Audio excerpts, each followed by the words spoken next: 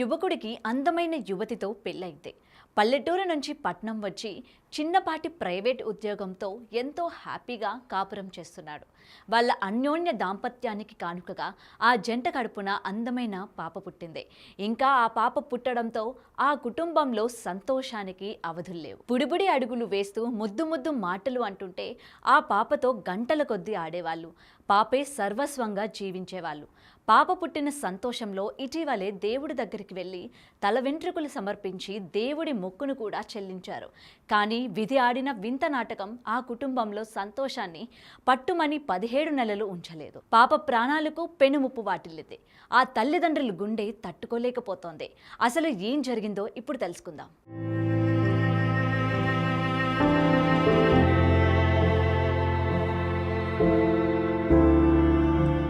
నల్గొండ జిల్లా కొరటికల్కు చెందిన రవి, మమత దంపతులు బతుకు తెరువు కోసం హైదరాబాద్ వచ్చారు.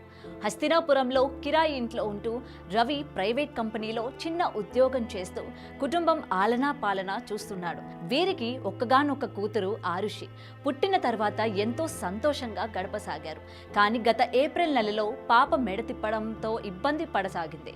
కొద్దిపాటి వైద్యం చేయించి మందులు వాడగా తగ్గలేదు. దీంతో ప్రైవేటు ఆసుపత్రికి తరలించారు. పరీక్షలు చేసిన వైద్యులు వెన్నెముకలో కణితిని గుర్తించారు. వెంటనే సర్జరీ చేసి తొలగించారు. అయితే పాప ఆరోగ్యంపై అనుమానం వచ్చిన వైద్యులు ఆ కణితిని బయాప్సీ కోసం జర్మనీకి పంపించారు. అక్కడి నుంచి వచ్చిన రిపోర్ట్ చూసిన వైద్యులు పిడుగులాంటి వార్త చెప్పారు. పాపకి అరుదైన క్యాన్సర్ సోకిందని, పాపకి కీమో రేడియేషన్ చేయించాల్సిందేనని, లేదంటే బతకదు అని కూడా చెప్పారు. ఆ మాట విన్న ఆ తల్లిదండ్రులు గుండెలు పగిలాయి. ప్రజెంట్ కండిషన్ వచ్చేసి లాస్ట్ ఏప్రిల్ 27కి సర్జరీ అయింది మేడం. అప్పుడు మేము ఏమనుకున్నామంటే నైట్ లేచి ఏడవడం మొదలుపెట్టింది. ఇట్లా కంటిన్యూషన్గా ఏడవడం అనేది చూస్తూ ఉన్నాం. మామూలుగా పిల్లలు చికాకు పడి అట్లా ఏడుస్తుందేమో అని చూశాను. తర్వాత 3 డేస్ తర్వాత నెక్స్ట్ స్టిఫ్నెస్ వచ్చింది. ఇట్లా రైట్ మూమెంట్ కానీ లెఫ్ట్ మూమెంట్ కానీ ఇవ్వకుండా ఇట్లనే స్ట్రైట్ ఇలా పెడుతుంది. ఏంది ఇలా పెడుతుంది అని చెప్పేసి నాకు డౌట్ వచ్చి మెడ పట్టేసుకుంది అనుకున్నాం. క్యాజువల్గా నిద్రలో ఇట్లా మెడ పట్టుకుందేమో అని చూస్తుంటే ఒక 3 డేస్ చూశాను. ఇట్లా రుద్దడం, ఆయిల్ రావడం, ఫిజియోథెరపీ చేయించడం చేశాను. అయినా కానీ ఏం చేంజెస్ లేదు. రోజు రోజుకి ఇంకా ఫిట్టింగ్ ఇట్లా స్ట్రైట్నింగ్ ఎక్కువ అవుతుంది కానీ తగ్గట్లేదు. నాకు డౌట్ వచ్చేసి మామూలుగా జనరల్ పీడియాట్రిక్ తీసుకెళ్తే వాళ్ళు ఒక 3 డేస్కి సిరప్స్ ఇచ్చారు. ఏమన్నా ఉన్నా కానీ పెయిన్ గిట్ల ఉన్నా పోతుందని. అయినా అది అసలు ఏమాత్రం పనిచేయలేదు. వాళ్ళు మళ్ళీ వాళ్ళ దగ్గరికి రివ్యూకి వెళ్తే ఇది సమ్ న్యూరో ప్రాబ్లం ఉండొచ్చు, ఒకసారి అయితే మీరు పీడియాట్రిక్ న్యూరోని కన్సల్ట్ అవ్వమంటే రెయిన్బోకి వెళ్ళి కన్సల్ట్ అయ్యాను.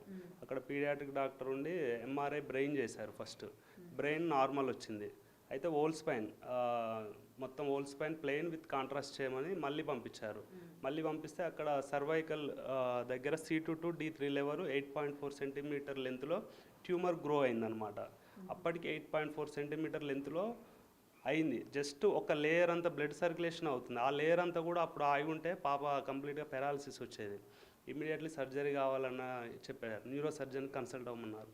మొత్తం హైదరాబాద్ సిటీలో ఎక్కడ బెస్ట్ డాక్టర్స్ ఉన్నారు, ఎందుకంటే బేబీ అది న్యూరో సర్జరీ అంటే కొంచెం హై రిస్క్ అని చెప్పేసి ఇక బాగా రీసెర్చ్ చేసి 2-3 హాస్పిటల్స్ తిరిగాను. వాళ్ళు అసలు 10% ఆప్షన్లు ఇచ్చారు ఆ టైంలో.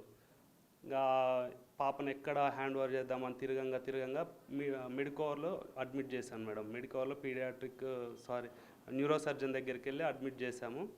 డాక్టర్ శ్రీకాంత్ రెడ్డి సార్ అని న్యూరో సర్జన్. అక్కడ సర్జరీ ఫస్ట్ టైం సక్సెస్ అయింది. 10 డేస్ ఐసీయూలో ఉంచుకొని సర్జరీ కూడా ట్యూమర్ని రిమూవ్ చేశారు.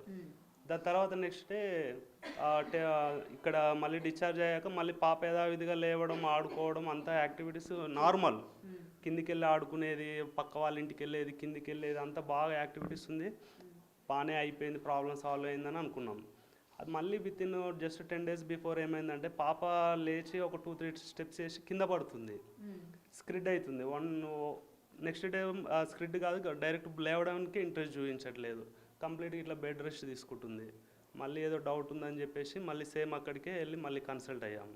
కన్సల్ట్ అయితే మళ్ళీ ఎంఆర్ఐ తీస్తే సేమ్ అదే ప్లేస్లో సేమ్ అదే ట్యూమర్ ఫాస్ట్ గ్రోతింగ్ ఉంది, ఇది క్యాన్సరే, కంపల్సరీ క్యాన్సరే అని చెప్పి రూల్ అవుట్ చేసుకొని అక్కడ ఉన్న ట్యూమర్ని మళ్ళీ సెకండ్ టైంలో అదే స్పైన్ని సర్జరీ చేసి ట్యూమర్ని తీసారు. బేబీ ఇప్పుడు ఫ్రీగా తిప్పుతుంది, బట్ యాక్టివిటీస్ రాలే. అంటే స్పైన్లో అయింది కాబట్టి ఇప్పుడు వీక్నెస్ ఉంటుంది, వాళ్ళు చెప్పారు కొంచెం వీక్నెస్ ఉంటుంది, ఏం కంగారు పడకండి, కాకపోతే యాజ్ ఆఫ్ పాసిబుల్ ఎంత వీలుంటే అంత కీమోలు పెట్టియండి. వాళ్ళే రిఫర్ చేశారు, ఏఓఐ అమెరికన్ ఆంకాలజీ ఇన్స్టిట్యూట్కి రిఫర్ చేశారు, అక్కడ చేయించండి, కొంచెం కేరింగ్ బాగుంటుందని చెప్పారు. అక్కడ పోయి కూడా వాళ్ళు కూడా స్లైడ్ సబ్మిట్ చేయండి, పాప వేకప్ అయిపోయేలోపు అక్కడ కూడా మా ఆయన నుంచి కూడా ఒక రిపోర్ట్ వస్తుందని చెప్పారు. ప్రజెంట్ ఇక రేపు లేదా ఎల్లుండి వెళ్దామని చూస్తున్నాం మేడం. ఆల్రెడీ ఫైనాన్షియల్గా చాలా బ్యాడ్ సిచ్యువేషన్లో ఉన్నాము, మాకు అసలు ఏం సేల్ చేయడానికి కూడా ల్యాండ్ లేదనమాట, ప్రాపర్టీస్ ఏం లేవు, జస్ట్ నేను సెల్ఫ్గా బతుకుతున్నాను అంతే హైదరాబాద్లో. కానీ ఇలాంటి సిచ్యువేషన్లో ఇంత పెద్ద మేజర్ ప్రాబ్లం రావడం మాకు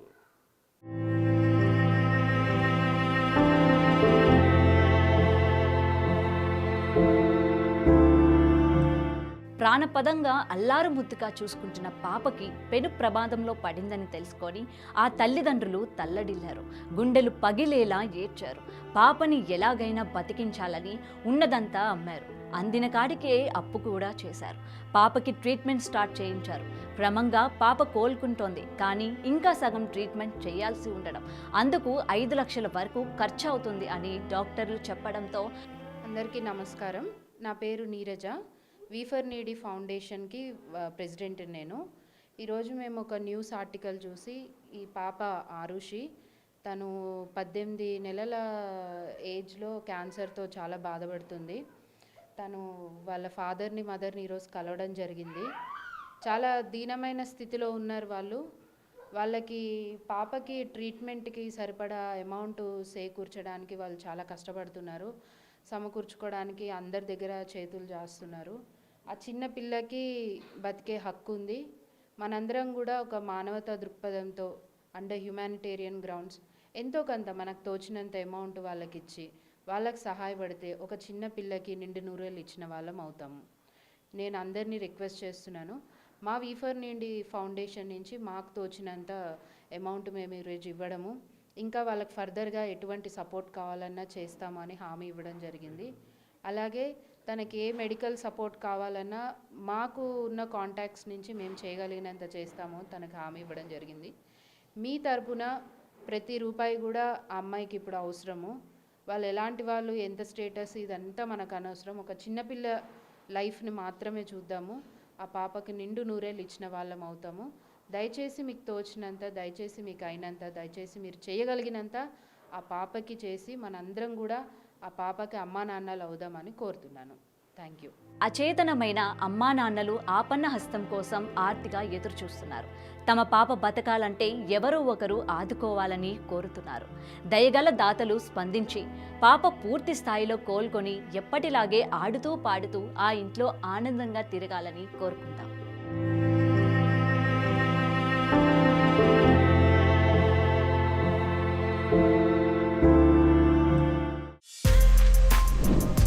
For more videos like this, subscribe Big TV channel.